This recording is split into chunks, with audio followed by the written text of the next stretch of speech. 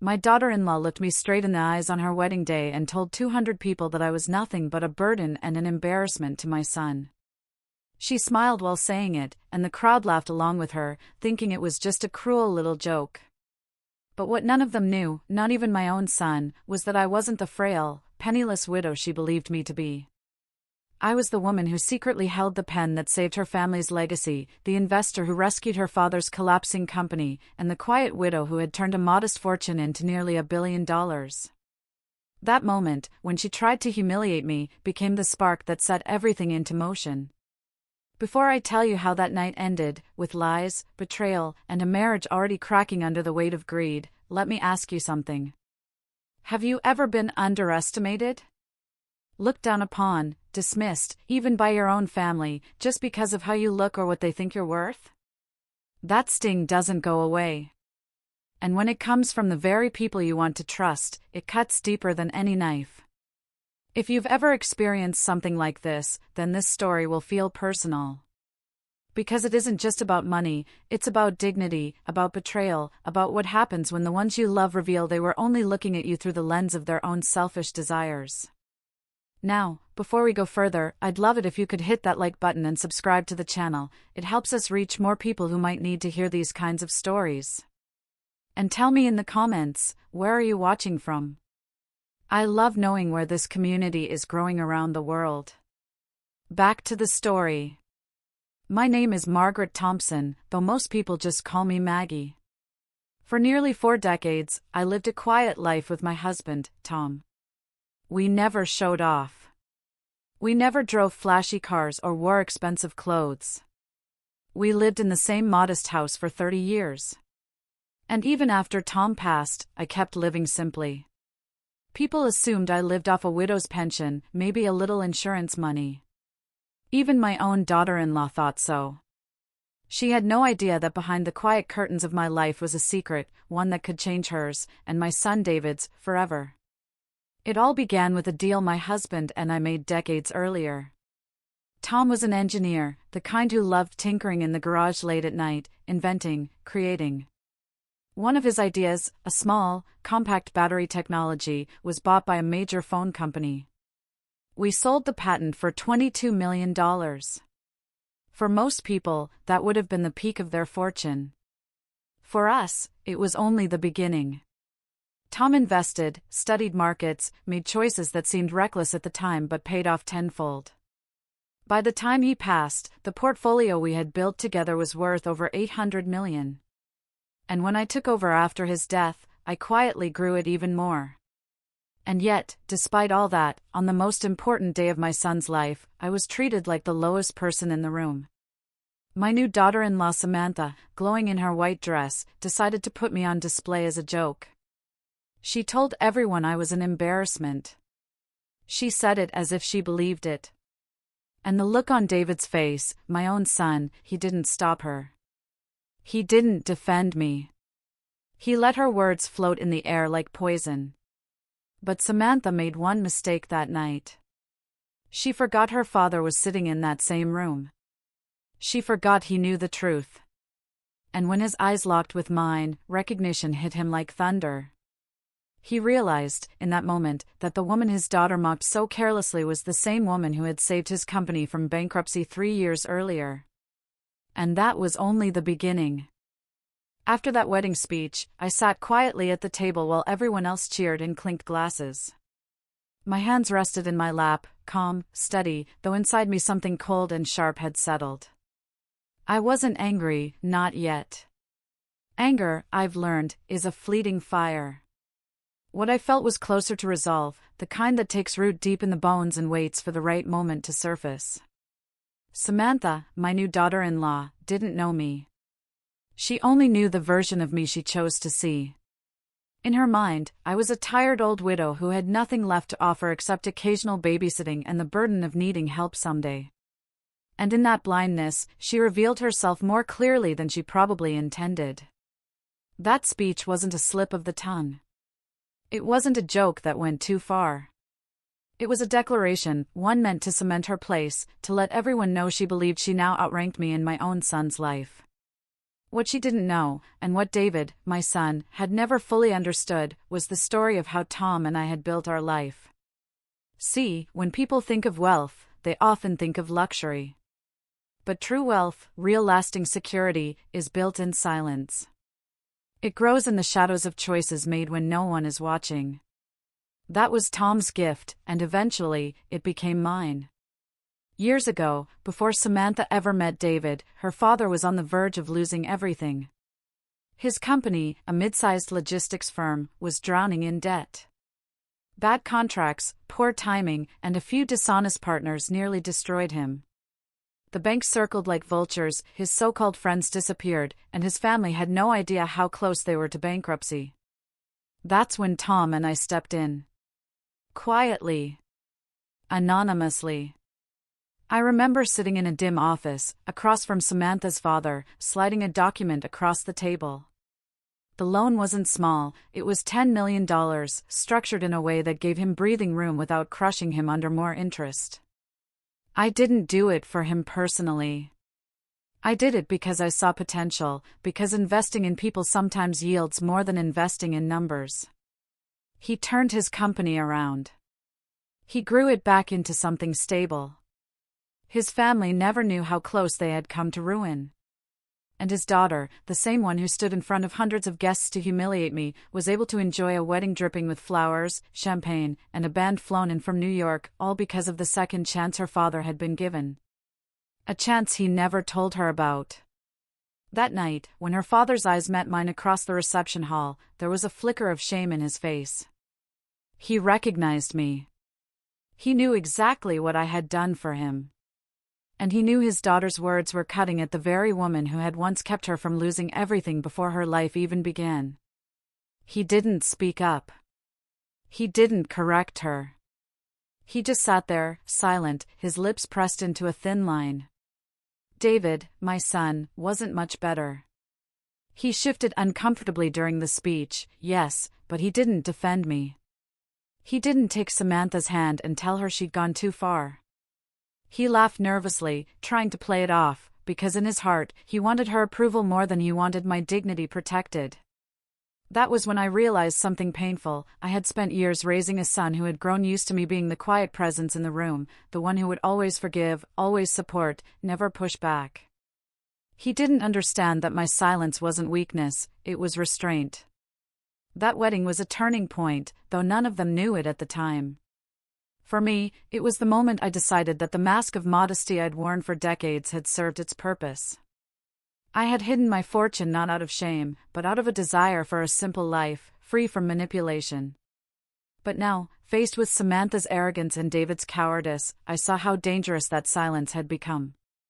Because people who believe you have nothing will eventually treat you as nothing. And I wasn't about to let that become my legacy. As the night wore on, I thought back to Tom. He had always said to me, Maggie, the true test of wealth is how invisible you can make it. If no one knows what you hold, they can't corrupt it. He was right.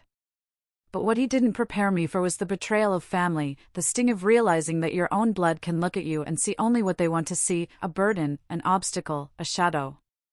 Later that week, I invited David and Samantha over for dinner. I cooked roast chicken, the way Tom used to love it, and set the table with the simple china we'd had for years. I wanted to see them in a quieter setting, away from the noise of the wedding, away from the crowd that had cheered Samantha's words. I wanted to know if there was remorse. If maybe, just maybe, my son would sit across from me, look me in the eye, and apologize for not standing up for me. He didn't. Samantha dominated the conversation, talking about their honeymoon plans, about the new condo they wanted to buy downtown, about how they needed help to get the kind of place that would impress his colleagues. When she said the word help, her eyes slid toward me, not kindly, not humbly, but expectantly, like it was a given. David shifted in his seat but said nothing. I sipped my wine, nodded politely, and felt that same cold resolve settle deeper. They thought I was powerless. They thought I was going to write a check because they felt entitled to it. They had no idea what was coming. And that's where the game truly began. The weeks after that dinner were like watching a slow storm gather on the horizon. At first, it was little things. Samantha would call me with what she pretended were casual updates about their lives, but the undertone was always the same: they needed more. More money for their condo down payment. More cash for the furniture that befitted their new status.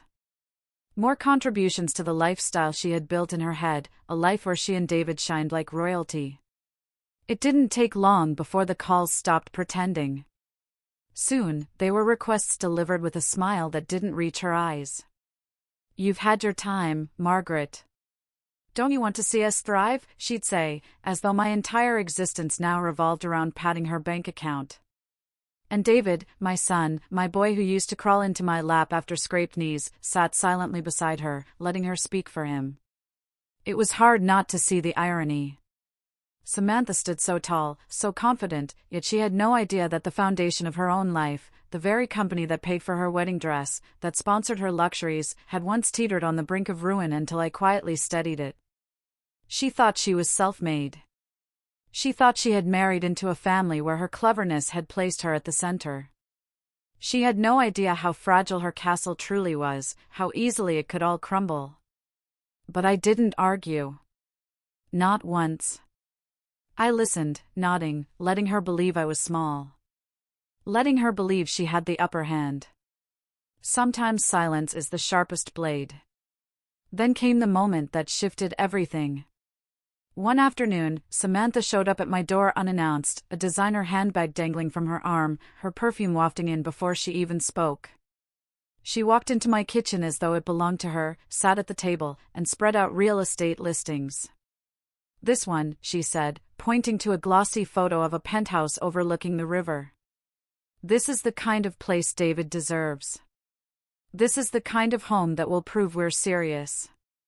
I leaned against the counter, drying my hands with a towel, studying her carefully. She didn't even notice the weariness in David's face. He looked thinner, paler, his shoulders tense as if he already regretted the path he was being pulled down. I wondered if he even realized how tightly she held the strings. When I didn't immediately respond, Samantha added, "We can put some of the money down, but obviously, you'll need to cover the rest. It's only fair, Margaret. You've lived your life. Isn't it time to invest in ours?" The gall of it made me almost laugh. Invest in theirs. As though all the years Tom and I spent working, saving, and sacrificing were nothing but preparation for this moment, when she could walk in and claim the spoils. I met her gaze, finally, and let a small smile touch my lips. "I'll think about it," I said softly. She looked satisfied, smug even, as if my answer was the first crack in a dam about to burst. She had no idea what those words really meant. After they left, I sat alone in the quiet house. The sun was setting, casting long shadows across the living room. For the first time in years, I opened the old oak chest in the study, the one Tom had used to keep our most important documents. Inside were ledgers, investments, property deeds, shares quietly acquired and long forgotten by most. Billions, accumulated over decades, hidden behind a veil of simplicity. I ran my hand across Tom's handwriting, his notes in the margins, the numbers written in his steady hand. He had trusted me to protect all of this. To guard it not just from strangers, but from those who might take advantage of it. And now, that test had come. In that moment, I knew two things. First, that Samantha's greed would not stop. She would keep pushing, keep taking, until there was nothing left. And second, that David, my own son, was too weak to stop her. If I allowed this to continue, I wouldn't just be losing my fortune. I would be losing the memory of Tom's life's work, the legacy we had built together. So I decided. I wouldn't fight them head-on, not yet. That would only make them defensive. No, I would let Samantha dig her own grave. I would let her arrogance blind her to the truth, let her push so far that when the ground finally collapsed beneath her feet, she'd never see it coming. The next time they visited, I offered them tea. I listened patiently as Samantha complained about the stress of planning their new home, about how David's career wasn't advancing fast enough, about how people in their circle had bigger houses, better cars, flashier jewelry. I nodded, sympathetic, and let her believe I was considering everything she asked for. But inside, my plan had already begun to take shape. Because here's the thing about people like Samantha, they believe wealth is power. But real power isn't in spending money, it's in holding it. In knowing when to give, when to withhold, and when to reveal the truth that changes everything. And when that truth finally came out, it would shake them both to their core. The more I watched Samantha, the clearer it became, she wasn't just greedy, she was reckless. Her hunger for wealth was insatiable, like a fire that devours everything it touches. And David, my son, was already smoldering in her flames, too afraid or too blinded by love to pull away. I started to notice patterns in her visits. She always came around mid-afternoon, when the house was quiet and the neighbors were unlikely to stop by. She'd bring coffee and pastries, as if she were just dropping in to share a treat, but her eyes never lingered on the food.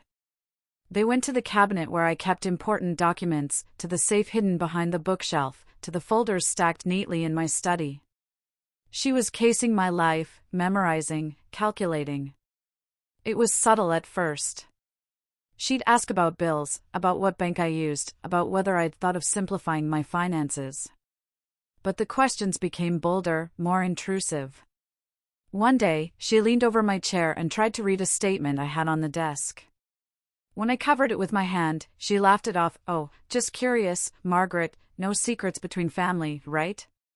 But I knew better. That night, I called an old friend, Detective Alan Reyes, a man Tom and I had known for years, someone whose integrity had never wavered.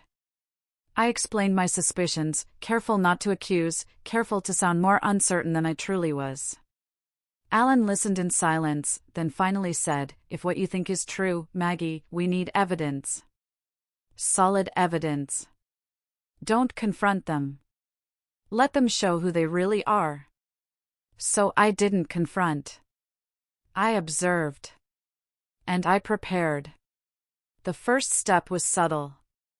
I installed small, nearly invisible cameras in the hallways and the kitchen, nothing fancy, just enough to catch movements, gestures, words spoken when they thought I wasn't listening.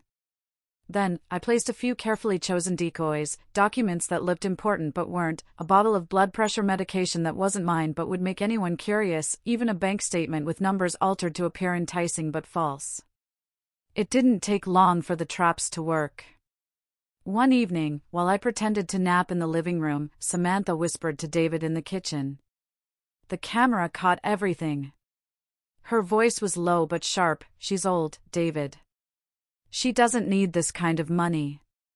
It's wasted on her. We could live the life we deserve, right now." "Why wait?" David's reply was hesitant. He rubbed the back of his neck, his body tense. "She's still my mom, Sam. You're asking me to." He didn't finish the sentence, but the meaning was clear enough. Samantha's laugh was cold, a knife sliding across ice. "Your mom? Your mom had her chance. Now it's our turn. Don't be weak." I replayed that video over and over, each time feeling the sting of betrayal deepen. My son, my only child, wasn't stopping her. He wasn't protecting me. He was letting this unfold, one silence at a time. But even betrayal can be useful if you know how to wield it. The next time they visited, I played my role to perfection. I let my hands shake just slightly as I poured tea, let my voice tremble when I mentioned being tired lately, let them think I was fragile. Weak. The way they needed me to be in order to justify their plan. Inside, though, I was steel. Every word, every look, was part of a performance, and I could see Samantha soaking it in. She leaned back in her chair with a smirk, her eyes flicking toward David as though to say, "See? It's almost time." But time, I knew, was a weapon. And I wasn't done sharpening it. That night, I met Alan again. We went through the recordings, every frame, every word. "It's enough to prove intent," he said, "but we'll need them to act, Maggie. People like her don't stop at talk. If we wait, they'll make a move. And when they do, we'll be ready." The thought chilled me, but it also steadied me. I had lived through grief, through the loss of Tom, through the empty ache of loneliness in this house. I could live through this, too. Because this wasn't just about money anymore. It was about dignity. About not letting them strip away the life Tom and I had built with our own hands. And so, I kept watching. I let Samantha visit, let her snoop, let her think she was winning. Each time she leaned closer, each time David avoided my eyes, each time they walked out of my house believing they had me cornered, I felt the noose tightening, not around me, but around them. Because sooner or later, greed always pushes too far. And when that moment came, I would be ready, not just to protect myself, but to expose them for exactly what they were. The storm was coming. I could feel it in the air, in the silence after their visits, in the way David's guilt warred with his fear. The question wasn't whether they would make their move.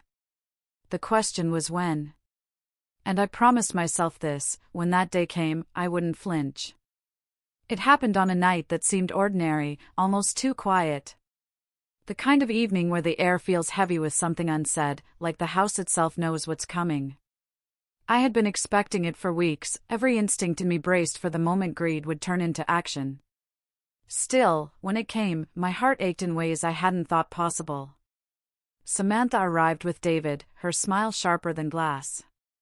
She carried a casserole dish, covered in foil, the scent of baked chicken filling the kitchen as she set it down with exaggerated cheer. "Thought we'd cook for you tonight, Margaret," she said sweetly, too sweetly, her eyes glinting as they flicked briefly to David. My stomach tightened. I had spent my life cooking for others, nourishing, giving. To have her place that dish in front of me felt like a cruel mockery. But I smiled, playing my role. "That's very kind of you, dear." We sat at the table, the three of us, like some twisted version of family. Samantha served my plate herself, scooping generous portions, making sure I ate first. She lifted her own fork but only pushed food around, never taking a bite. David, too, only picked at his meal, his eyes darting to me again and again, full of something between fear and shame. I forced myself to take a bite, small, careful, my throat tightening as I swallowed. I didn't know what she had done to the food, though the whispers caught on my camera suggested potassium pills crushed into the seasoning, but I knew enough to be cautious. Beneath the table, in the pocket of my cardigan, was a small device, a button I could press at any moment to signal Alan and his team waiting nearby. I ate a second bite, slower this time. Then, deliberately, I set my fork down and looked straight at David. "You're not eating," I said softly. He flinched, his face pale. I'm not hungry." Samantha rolled her eyes, her smile fixed. "David's watching his weight. You know how it is." Then she leaned in closer, her tone shifting, pressing. "But you should eat, Margaret. You need your strength at your age." The words dripped with venom beneath their honeyed cover. I felt the food settle heavy in my stomach, heat prickling at my skin. Whether it was fear or something more sinister, I couldn't yet tell. But I kept my composure, steady, calm. This was what we'd prepared for. This was the moment the mask would slip. Samantha excused herself to the kitchen, leaving her glass half full on the table. The camera hidden in the hallway would catch her rifling through the cabinet where I'd placed the fake pill bottles. She would find them, touch them, maybe even pocket one. I needed her fingerprints, her actions. David sat across from me, his hands trembling on the table. For a long moment, he couldn't meet my eyes. And then he whispered, almost too softly to hear, "Mom, don't eat anymore." The words pierced me deeper than any blade could. For a fleeting second, I saw my son again, the boy I had raised, the boy who once clutched my hand at the zoo when the lions roared too loudly, the boy who whispered "I love you, Mommy" when you thought I was asleep. But the man sitting before me was no longer that boy. He was torn, corrupted, twisted by a woman who knew exactly how to manipulate his weaknesses. He was both victim and perpetrator, and the line between them blurred until my heart ached from trying to separate them.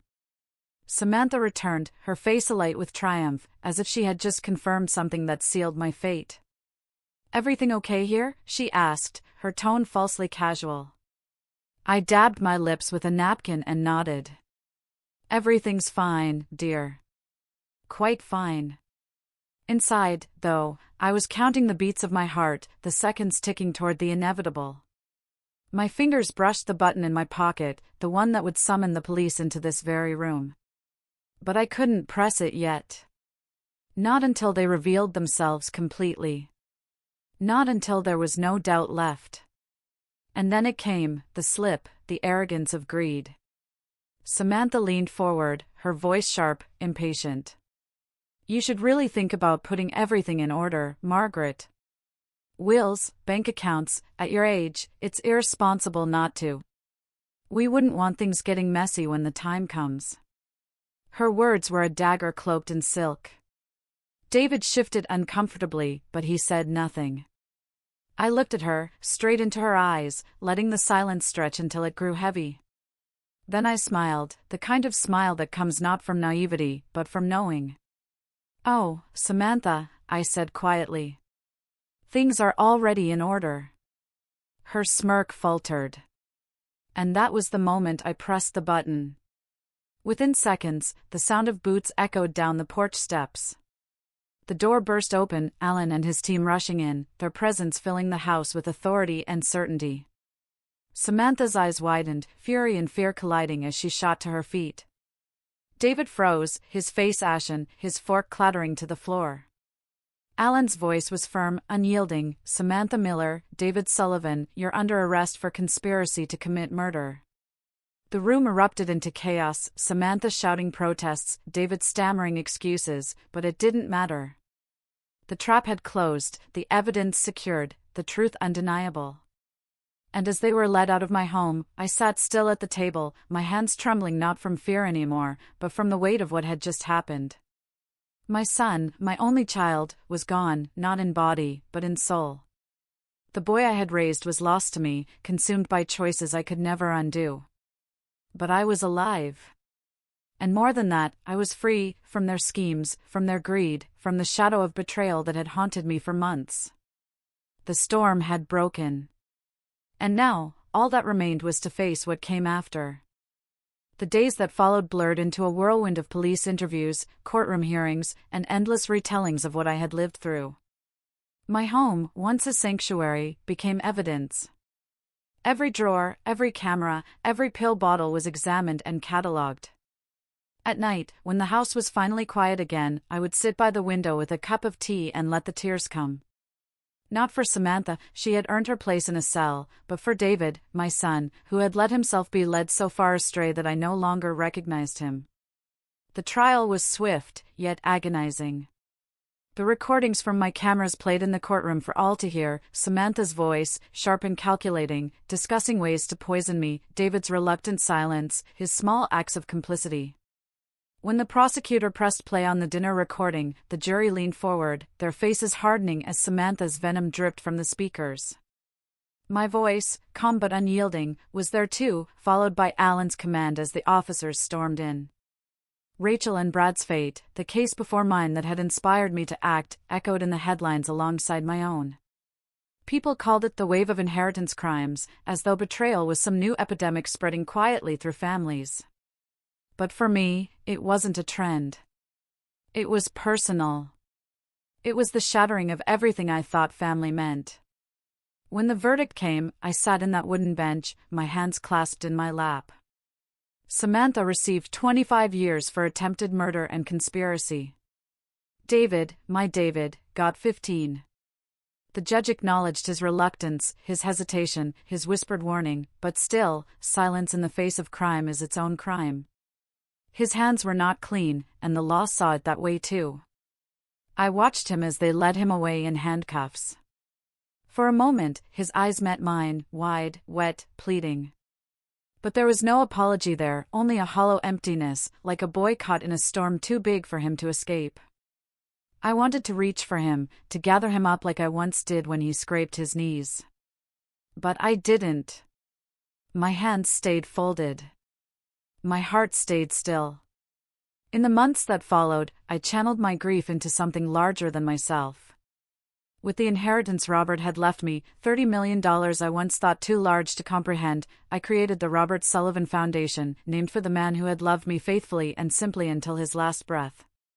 The foundation's mission was clear: to protect the elderly from financial and familial abuse, to give them the tools I wished I had known to use sooner, and to ensure their voices were not silenced by manipulative children or greedy in-laws.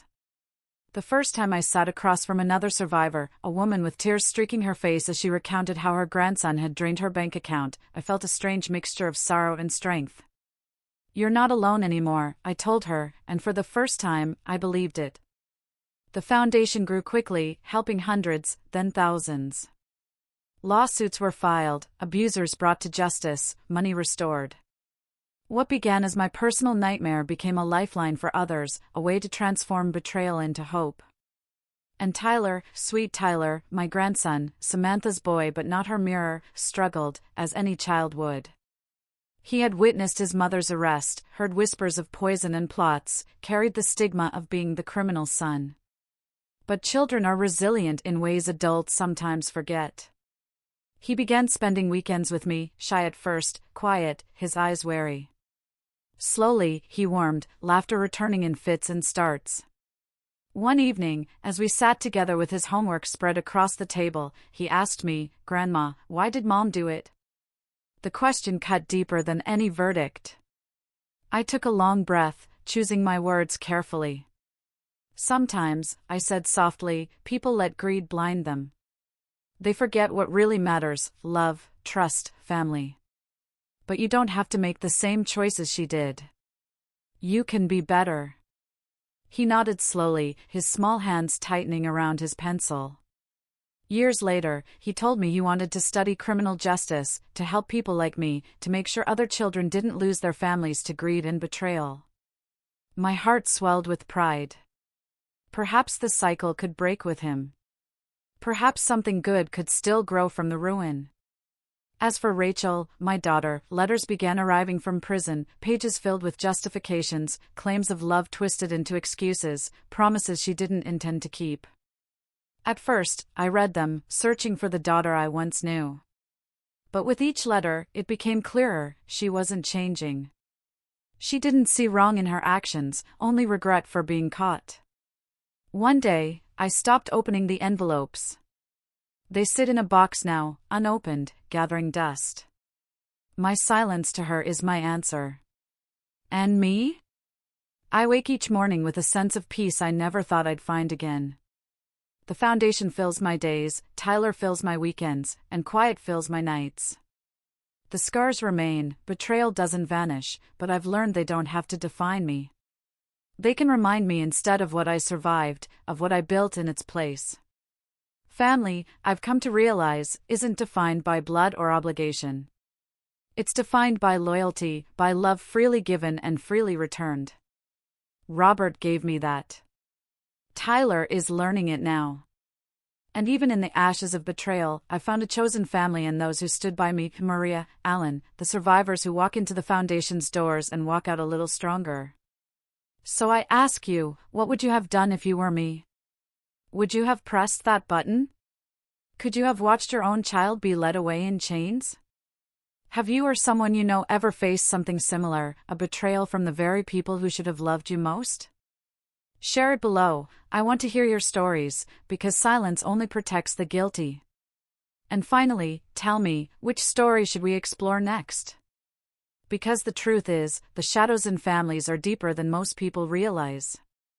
And by telling them, maybe, just maybe, we can bring a little more light. So don't forget to like, subscribe, and let me know where you're listening from.